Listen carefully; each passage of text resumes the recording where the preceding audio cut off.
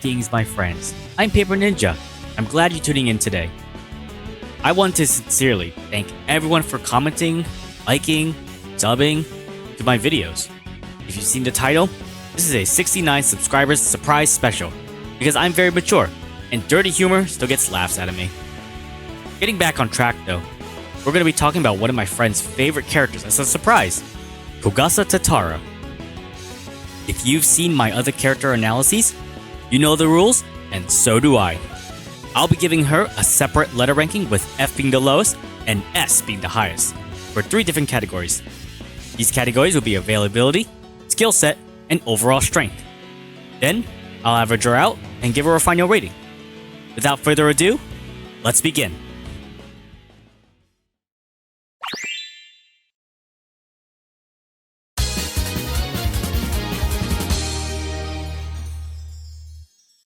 Unfortunately, Kogasa's availability is pretty poor. She joins in the 4th game, so she's already at a major disadvantage. Joining at chapter 62, Kogasa only has 15 chapters with your team. As a result, Kogasa's not going to have a lot of time to grow, nor make a lot of impact on your team. Some of the chapters are also extremely difficult, making her usage within those chapters a little tough. Additionally, by the time she joins, you might already have an established team unless you like to use her. The fortunate thing is that Kogasa has an equal amount of chapters, regardless of the route that you choose. Unlike someone like Yuka as an example. Yuka only has a total of 5 chapters on Reimu route, and 9 chapters on Marisa route, which is absolutely ridiculous as a comparison. Overall, since Kogasa's availability is the same between both routes, the rating for both are going to be the same. With only 15 chapters to use, I'm afraid I can't really give her anything but a D rank. At the highest, I give her a C, since there are still characters who join even later than her, but these 2 rankings are probably accurate.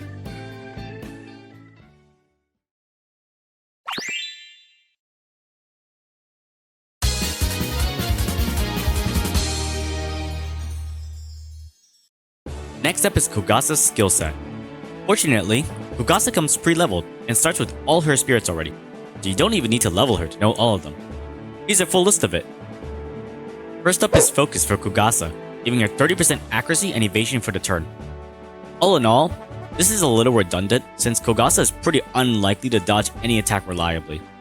At most, you'll use it to save 5 SP for accuracy, since her attacks have really unusual statistics, which I'll show later. Second is Wall, a much more useful spirit for Kogasa, which reduces her damage taken by 50% for the turn. If she's support defending for you, or she's frontlining, she'll need this to survive reliably, or Kogasa actually risks dying pretty quickly. Third is Strike, the upgrade to Focus honestly, and a solid staple of any character. Anybody who has this has an advantage over characters who don't, especially when it comes to Lunatic. Then we have Excel, which is a little strange for Kogasa to have. Kogasa doesn't actually have the range to reliably counterattack. You can at least use this to help her cart someone to a destination though. We also have Provoke for 25 SP, which is cheaper than Taste 35. The usage is pretty niche, but you can get some use for this on certain maps. Just be warned that it's not cheap to use, so use it wisely. Lastly is Assault, which grants Kogasa Excel, Strike, and Valor. This will save you about 15 or 20 SP if you're using every spirit here. It's not bad, especially when comboed with one of her personal skills that also grants the spirit to someone in the front. Overall, Kogasa's spirits aren't anything too special, but that's fine. She's got good spirits, and that always helps the character in the long run. Plus, she requires no investment in regards to spirits because she already starts with all of these. Since Kogasa is a late game character, it's a good thing she starts with everything in terms of leveling already. There's nothing to really complain about regarding Kogasa's spirits, other than missing a Grit or Alert to help against bosses. Focus and Provoke aren't big winners, also if you want to be nitpicky. Now we come to Kogasa's generic skills and personal skills. We'll start with the generic ones first. The first skill Kogasa comes with is Instinct level 5. This increases her evasion and accuracy rates when she becomes lower in health. Unfortunately, this is a very weak skill for Kogasa to start with. Level 5 for an awful skill is already pretty bad, as Kogasa doesn't make good use of any of these stats. Her accuracy and modifiers on some of her attacks are quite insane, and she has a Strike Spirit, already giving her 100% accuracy. Additionally, Kogasa is incredibly unlikely to dodge anything on Lunatic, so the evasion bonus at low health is pretty pointless. To make things worse, enemies on Lunatic start using spirits in the 4th arc, including Strike, so having her try and evade attacks is pointless. A Evade increases Kogasa's evasion by 10% per level if her skill stat is lower than the enemy's. Once again, this is pretty pointless as enemies use spirits to boost their accuracy, or just set it to 100% anyway. While Kogasa's skill stat is pretty low, not even beating out some other character's skill stat at level 52, once again, enemy accuracy is just so high that this skill isn't going to be enough to help Kogasa dodge anything. Lastly is blocking level 2. This makes it so that Kogasa is able to block attacks at 60% less damage than normal on a chance. The blocking formula is listed here. While blocking is very strong, Kogasa's low skill stat means that the multiplier at high levels makes it difficult for her to block consistently. It's not a good idea to rely on this, but the skill is expensive and still very useful. That's all the generic skills that Kogasa starts with. However, since Kogasa joins late in the game, she starts at 610 PP, enough to buy several skills that you'd like. I typically recommend avoiding damage skills, as she is unlikely at this point to do significant damage to enemies. Instead, focus on her support defenses, such as Support Defend or Guard level 2, in order to increase usability and survivability. However, feel free to use her however you like, if you got something different in mind. Now, let's see Kogasa's personal abilities and skills. First, let's talk about Kogasa's map, since it's related to her personal skills. Kogasa's map is a 4-tile range that you can place around her that reduces an enemy attack damage based on their reaction. It can have anywhere from 10% to even 30% reduced damage at the best. It doesn't affect allies, only enemies, and lasts one full turn. Some of Kogasa's personal skills can give additional debuffs to the map. The first personal skill that does is Sadism. It has 2 uses, and it casts Provoke on all enemies that are hit by the map, but is blocked by resistance. This has some situational uses, as you can have Kogasa use this when your team is surrounded, and use her map to provoke every single enemy in range, then have her use Wall to fend off the attacks and buy your team a turn. Be extremely careful, as this does mean Kogasa is taking all the provoked attacks. The second personal skill is Bullying. This casts Mercy on all the enemies hit by the map W, and has 3 uses instead. This isn't anywhere near as good, as Mercy is a spirit that makes it so that the enemy leaves you at 10 HP instead of killing you, if their skill is higher than yours. Mercy is incredibly niche in usage already other than few specific circumstances. There's not a ton of situations where AoE Mercy is going to do you much good, so this is really not that great a skill. The third is Tatara Step, which gives the pair Kogasa is on plus 10% damage dealt and minus 10% damage received. This is the lazy but reliable personal skill to have, as it just directly increases your damage while reducing damage taken. This is usually just a solid personal skill to have. Lastly is Shared Umbrella, which makes it so that all of the spirits used in Kogasa's pair affect each other. That means that all of Kogasa's spirits affect her partner, and vice versa.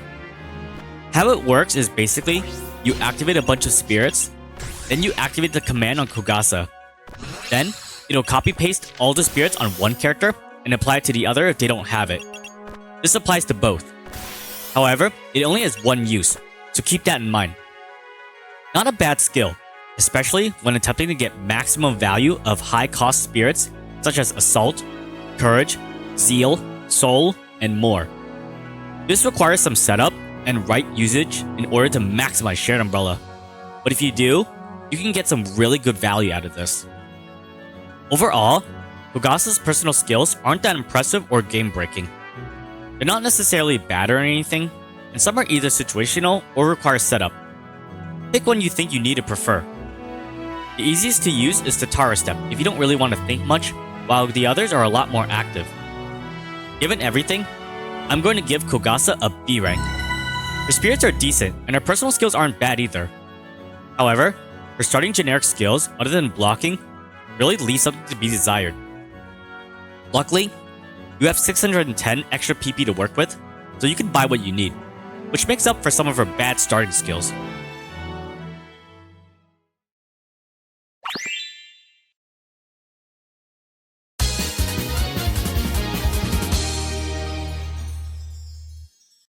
Next up is overall strength. Once again, we know the rules, and this will be separated into 3 different categories: attack, defense, and support. Kogasa starts with 5 parameter upgrades in each, so her base parameters and weapon strength is going to be higher than other characters starting out, so keep that in mind. As a result, I'll be displaying her as she starts, with 5 upgrades each, rather than her actual bases. Now, let's move forward. This is the list of symbols that most attacks will have. I won't go over these again, as I talked about this before. If you need to pause here to double check, feel free to. Kogasa's attack pool isn't that numerous, so here they are. Kogasa's attack list has, interesting accuracy and critical rates. Her basic attack has a whopping plus 60% boost to her accuracy and critical rate for some reason. Surprising Flash has the same, except for plus 30% crit instead. The others, like Over the Rainbow and Umbrella Cyclone, are a little more on the average side. Kogasa has a heavy focus on melee, so try to avoid using Over the Rainbow if you can, since that runs off Kogasa's abysmal range stat. Kogasa's main issue is that her range is pretty bad if you ignore her finisher, Umbrella Cyclones, and Over the Rainbow's range. Additionally, Kogasa's team attack is Umbrella, which, while cheap, means she's not going to be doing a lot of damage in the rear, even with upgrades.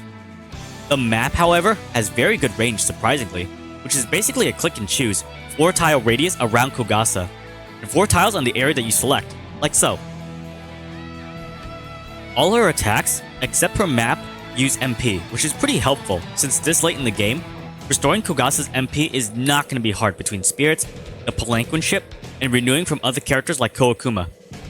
Watch out for Kogasa's terrain rankings on Umbrella Cyclone though, since she's S ranked on the air, but a B rank on the ground.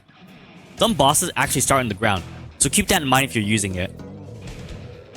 Unfortunately, Kogasa's offensive capabilities are pretty poor in the front and in the rear. Kogasa's range is poor, and might not even be able to counterattack optimally on enemy phase. The strength of her attacks are okay to average at best, but don't expect to be pulling any high numbers unless you overinvest into Kogasa. I'm gonna have to give Kogasa a D rank for attack capability. Next is Kogasa's defensive capabilities. Looking at the stat growth sheet, Kogasa uses the melee evasion stat growth type, which gives her 1.8 evasion per level, and awful range growth. With high enemy accuracy and spirit usage, Kogasa, again, is not going to dodge anything. You'd be lucky if she did, especially against bosses. Moving on to parameter upgrades, Kogasa as a tank is also about average, since even Kogasa's starting HP is very low, and that doesn't really improve much with upgrades. Although, she interestingly starts with more armor than most characters. Her low HP can be made up with items, and if you're actively using wall, Kogasa can comfortably take about 3 to 5 unguarded hits before needing help. Kogasa's survivability is better than most characters, though not having alert or grit stings if she has to take a boss attack. If she takes at least 2 attacks, then wall ends up being better than both, but having one of them for the versatility would have been nice. Kogasa's M size is average, so a larger size would have helped with her tanking. In terms of evasion, don't even bother with Kogasa's mobility, because she's not dodging anything on Lunatic unless you're incredibly lucky. For defense capabilities, I'm gonna give Kogasa a B rank. While Grit or Alert would have been nice to have against bosses, Kogasa can still take more hits than the average character for a cheap cost of 2.0. Her Tatara Step personal skill can also reduce the damage that she and her partner takes too, which is pretty good for general survivability. Finally, we have supportive capability. Kogasa doesn't have any healing or restoring anything. Instead, Kogasa's got her map, which can be improved with personal skills, as well as lowering enemy damage for 1 turn or health bar if it's a boss. Situational, but the option is nice. Then, Kogasa has Tatara Step, which boosts her pair's damage dealt by 10% and damage received by minus 10%. There's not too many ways to directly give percentile damage, and stacking enough multipliers and percentages starts being pretty substantial the stronger that character gets. In other words, Kogasa can make a strong character even stronger for bigger numbers. Lastly, we have the personal skill Shared Umbrella that allows Kogasa and her partner to share spirits. While situational in use, you could do a number of cool things in the right scenario and partner with it if you could be a little creative. That means for the first time, we don't have a character with F in supporting capability. Instead, Kogasa gets a nice B rank. While she can't heal or give double EXP or points, the 10% damage this late in the game, when your characters really start taking off, make her a cheap, good, supporting option to just make a character better.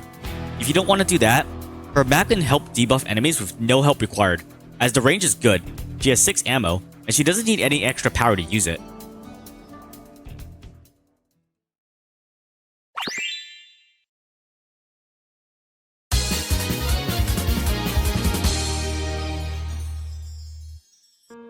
Time for the wrap up.